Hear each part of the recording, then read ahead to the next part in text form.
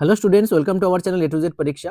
তো আজকে খুবই গুরুত্বপূর্ণ একটা টপিক যেটা কিন্তু তোমাদের অবশ্যই দেখে নিতে হবে, পড়ে যেতে হবে। ঠিক আছে, তোমরা জানো যে এই কলকাতায় যে প্রথম আন্ডার ওয়াটার মেট্রো স্টেশন চালু, মেট্রো লাইন সার্ভিসটা চালু হয়েছে, ঠিক আছে, যেটা কিন্তু India's first underwater metro, তাই না? তো এই টপিকটা তোমাদের অবশ্যই কিন্তু প্রিপেয়ার করতে হবে। তো আজকে এই যে এই কনটেক্সটের উপর আমরা একটা রিপোর্ট রাইটিং করব। ঠিক আছে, পুরো ভিডিওটা তোমরা দেখো। তোমরা যারা নতুন আছো অবশ্যই কিন্তু চ্যানেলটাকে সাবস্ক্রাইব করে নিও, আর ভিডিওটাকে অবশ্যই লাইক করতে ভুলো না। ঠিক আছে, একবার যদি এই স্ট্রাকচারগুলো তোমরা ডেলি ডেলি লেখা প্র্যাকটিস করে আয়ত্ত করতে পারো, তাহলে কিন্তু তোমাদের আর কোনো পেইড ব্যাচে জয়েন করতে হবে না। ঠিক আছে, আশা করছি আমাদের এই ভিডিওগুলো দেখার পরে তোমরা নিজেরাই লেখার প্রতি স্বাবলম্বী হয়ে যাবে। আর তোমাদের যদি কারোর মনে হয় যে না, এই নোটসগুলো, এই লেখাগুলো আমরা পিডিএফ আকারে নিতে চাই, তাহলে কিন্তু অবশ্যই সেখান আমাদের থেকে নিয়ে নিতে পারো, আমাকে হোয়াটসঅ্যাপ করতে পারো তার জন্য। ঠিক আছে, তো চলো শুরু করা যাক। দেখো, India's first underwater metro revolutionises Kolkata's commute. ঠিক আছে, প্লেস প্রথমে দেবে, তোমরা ডেট দেবে, এটা হচ্ছে নর্মাল ফরম্যাট, এই ফরম্যাটে কিন্তু তোমাদের করতে হবে। ঠিক আছে, চলো এবার শুরু করি। প্রথম লাইন দেখো, কলকাতা হ্যাজ ইচড। দেখো, ইচড মানে কি? ইচড মানে হচ্ছে খোদাই করা। ঠিক আছে, আচ্ছা, ইটস নেম, এখানে এখানে কি সেন্সে ব্যবহার করা হচ্ছে আমি বলে দিচ্ছি। It's name in history by launching India's first underwater metro train service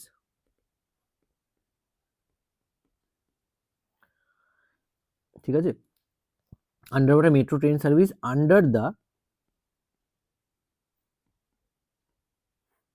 Hooghly river,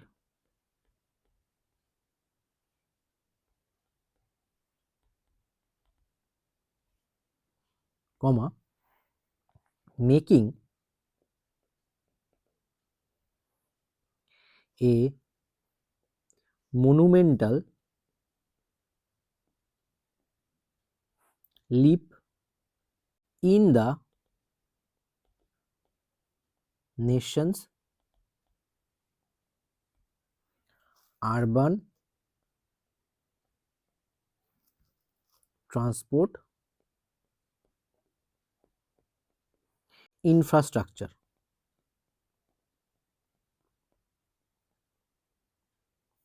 full stop. অর্থাৎ কি দেখো, Kolkata has etched its name, মানে কলকাতা নিজের নাম খোদাই করেছে কিসে? ইন হিস্ট্রি, ইতিহাসের পাতায়। By launching India's first underwater metro train service, ইন্ডিয়ার প্রথম underwater metro train service কিন্তু কে কোথায় চালু করেছে? কলকাতায় কিন্তু চালু হয়েছে, তাই না? তার মানে কলকাতা ইতিহাসে নাম খোদাই করে নিয়েছে নিজের, হ্যাঁ, সেই সেন্সে কিন্তু এটা লেখা। Under the Hooghly river, making a monumental leap, monumental মানে হিউজ, এখানে দেখো হিউজ লিপ লেখাটা কিন্তু নর্মাল লেখা।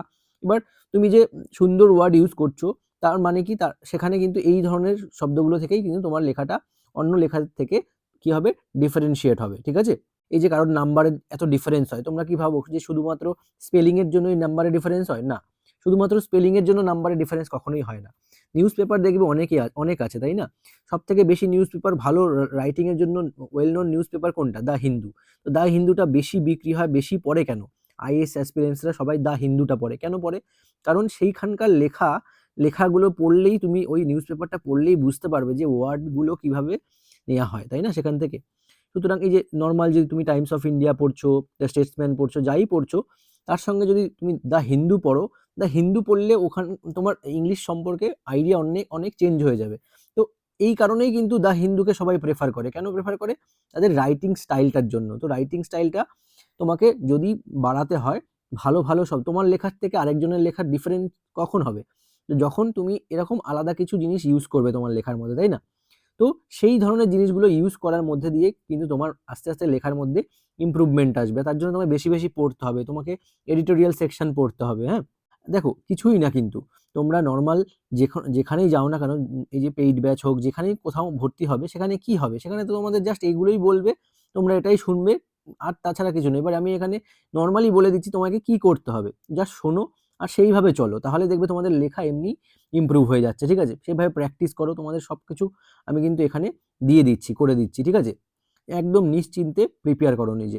তাহলে আরবান ট্রান্সপোর্ট বলতে দেশের যে নগর পরিবহন কাঠামো রয়েছে সেখানে এক যুগান্তরকারী পদক্ষেপ, তাই না? কি হয়েছে পুরোটার মানে যদি আমি করি, যে Kolkata has etched its name, মানে এখানে হবে কি, and in history by launching India's first underwater metro train service under Hooghly river. ঠিক আছে, under the Hooghly river, making a monumental leap in the nation's urban transport infrastructure. অর্থাৎ হুগলি নদীর নিচে ভারতের প্রথম এই যে জলতল মেট্রো ট্রেন পরিষেবা যে শুরু করে কলকাতা ইতিহাস সৃষ্টি করেছে, তাই না? যা দেশের নগর পরিবহন কাঠামোয় এক যুগান্তরকারী পদক্ষেপ। এটা হচ্ছে প্রপার এই সেন্টেন্সটা যেটা লিখলাম বেঙ্গলি মিনিং। ঠিক আছে, আশা করছি বুঝতে পেরেছো। তো চলো এবার সেকেন্ড লাইনটা লিখি। Operated by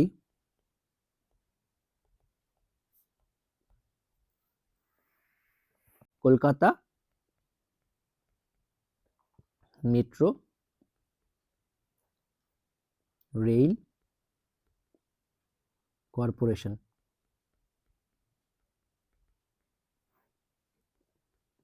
KMRC. The service is part of the East West Corridor,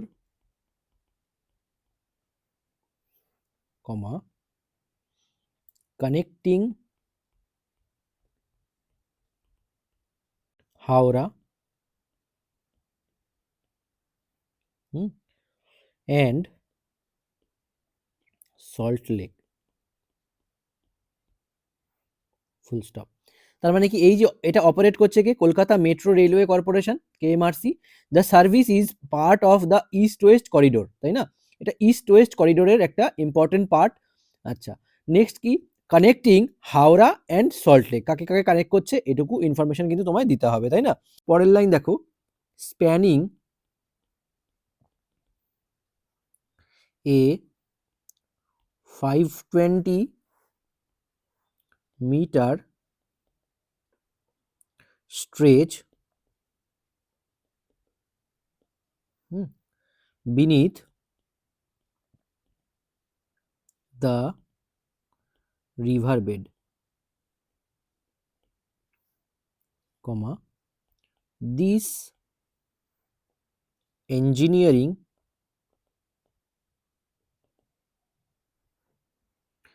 marvel মানে বিস্ময়, হ্যাঁ, আশ্চর্য, promises faster and smoother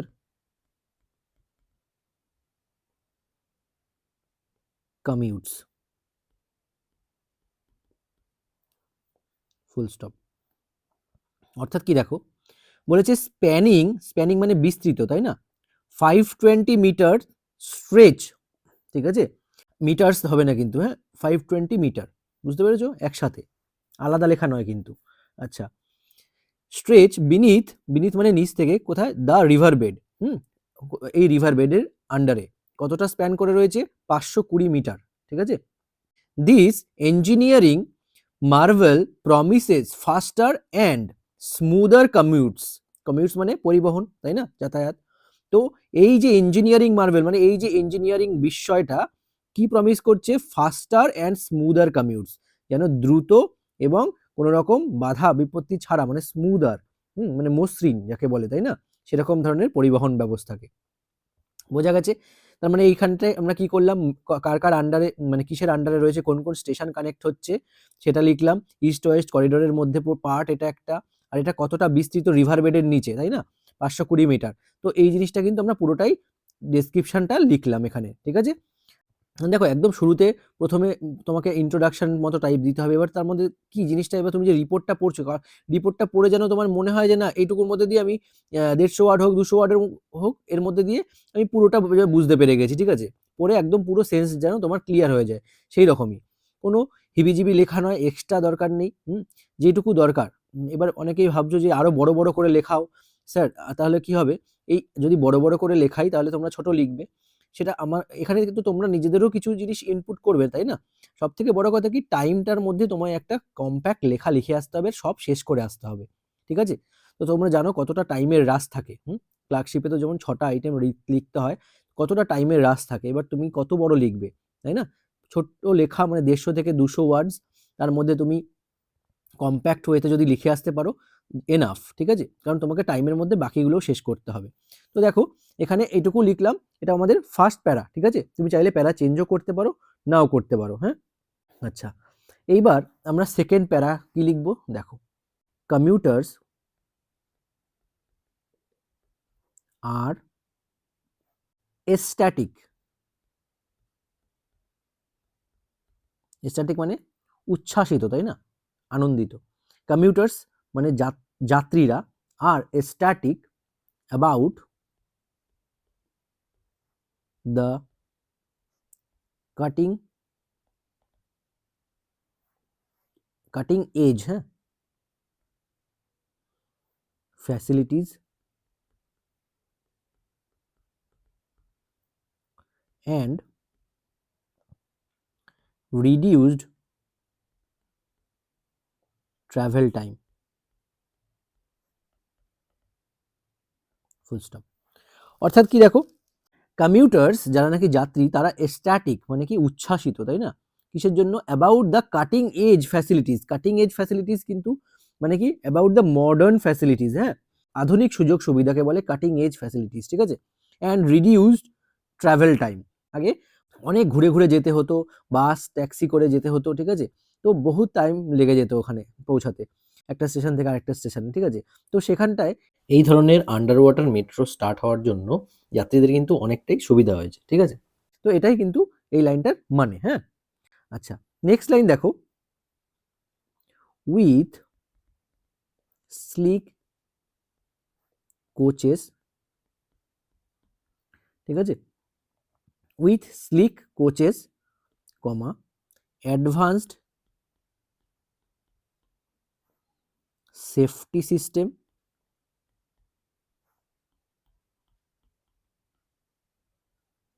comma, and seamless integration with other metro lines, comma, the project reflects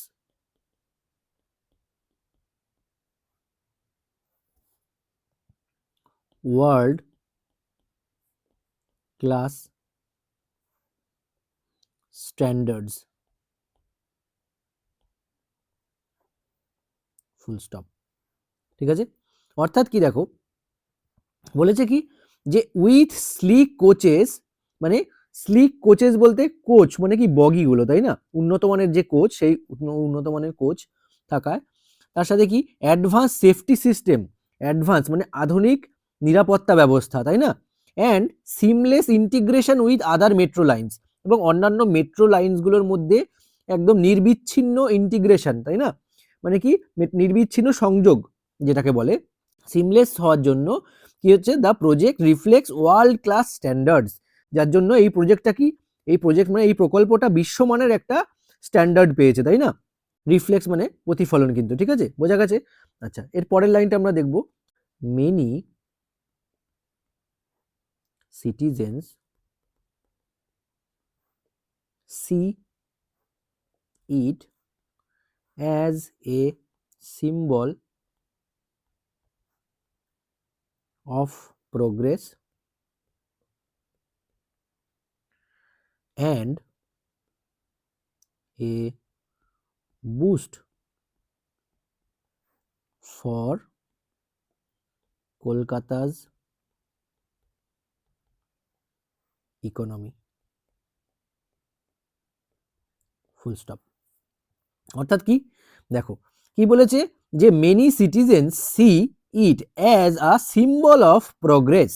ঠিক আছে, মানে মেনি সিটিজেন্স এটাকে কি হিসাবে দেখছে? সিম্বল অফ প্রোগ্রেস, মানে প্রগতির একটা প্রতীক হিসেবে, তাই না? উন্নয়নের একটা প্রতীক হিসেবে। And boost for Kolkata's economy. ঠিক আছে, অ্যান্ড বুস্ট যেটা কিনা কলকাতার ইকোনমিকেও কিন্তু বুস্ট করবে, তাই না? কলকাতার অর্থনীতির জন্য কিন্তু এটা একটা ইতিবাচক পদক্ষেপ, তাই না? তো সেই জিনিসটাকে কিন্তু কারা দেখছেন? Many citizens. ঠিক আছে, এবার আমরা লাস্ট কনক্লুডিং একটা প্যারাগ্রাফ লিখবো। ঠিক আছে, দেখো তোমরা কিন্তু অবশ্যই একটা লাইক দিও। ঠিক আছে, লাস্ট প্যারাগ্রাফ লিখছি। This milestone highlights India's strides. দেখো স্ট্রাইডস এটা কিন্তু আমি আগেও ইউজ করেছি এই শব্দটা, তাই না? স্ট্রাইডস মানে কি? অগ্রগতি। এটাকে কিন্তু তোমরা প্রোগ্রেসও লিখতে পারো। আমি প্রোগ্রেসটা না লিখে এখানে স্ট্রাইডস লিখেছি। হ্যাঁ, this milestone highlights India's strides. ঠিক আছে, স্ট্রাইডস মিনস প্রোগ্রেস। ঠিক আছে, ইন মডার্ন ইনফ্রাস্ট্রাকচার,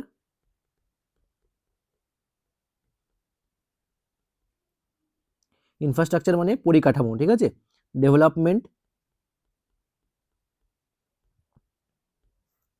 হোয়াইল রেইনফোর্সিং মানে কি? আরো বেশি শক্তিশালী করেছে। কি শক্তিশালী করেছে? Kolkata's legacy as a pioneer. Pioneer মানে পথ প্রদর্শক, তাই না? যে পথ দেখায়। ঠিক আছে, পাবলিক ট্রান্সপোর্ট। পাবলিক ট্রান্সপোর্ট বলতে সরকারি পরিবহন ব্যবস্থা, তাই তো? Public transport innovation. আর পাবলিক প্রপার্টি, পাবলিক ট্রান্সপোর্ট বলতে যেটা সরকারি জিনিস সেটাকে বলে পাবলিক। হ্যাঁ, কমা হ্যাভিং introduced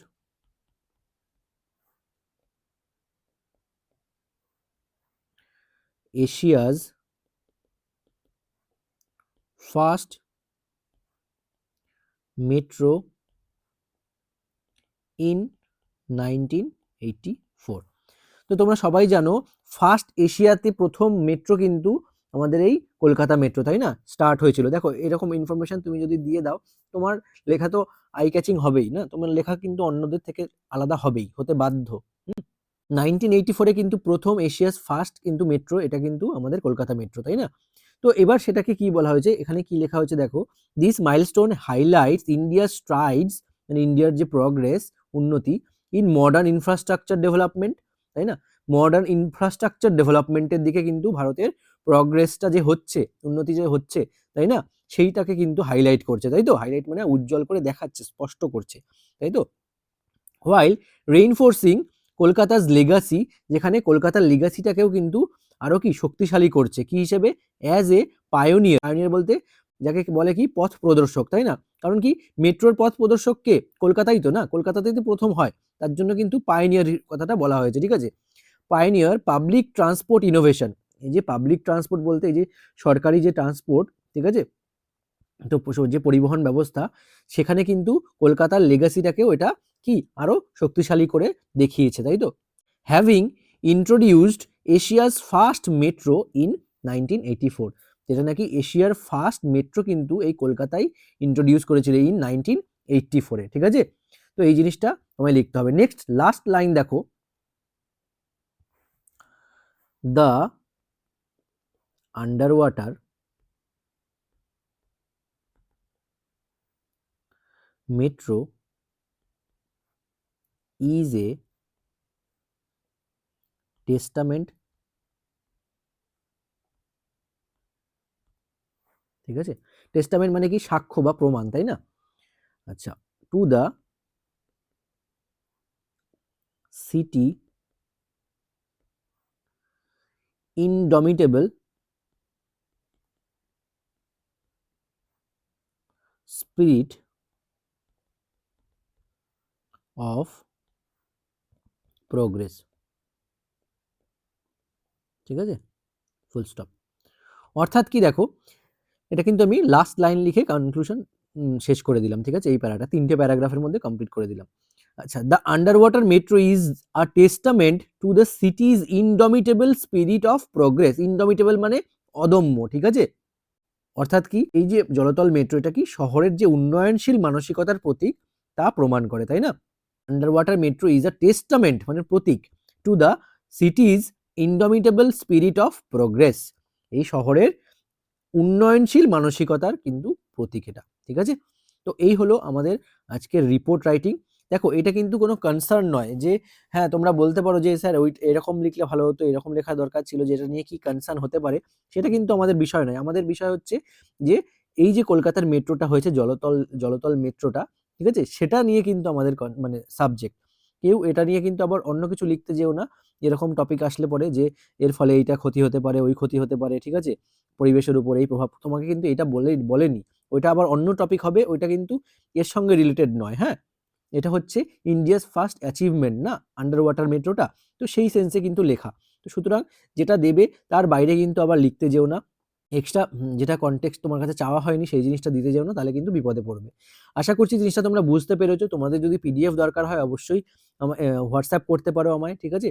তোমাকে কিন্তু ভালো করে এই লেখাগুলো এইভাবে প্র্যাকটিস করতে হবে, বারবার করে লিখতে হবে। অনেকেই বলেছো যে স্যার একটু সোজা সোজা শব্দ ইউজ করলে ভালো হয়। দেখো, সোজা সোজা শব্দ ইউজ করে, যেমন দেখো এই যে টেস্টামেন্টের জায়গায় আমি যদি এভিডেন্স লিখতাম হতো, কোনো ব্যাপার না, সোজা শব্দ, কিন্তু আলাদা কোথায় হলো, টেস্টামেন্ট লিখলাম না, তাই না, ঠিক আছে, প্রতীক।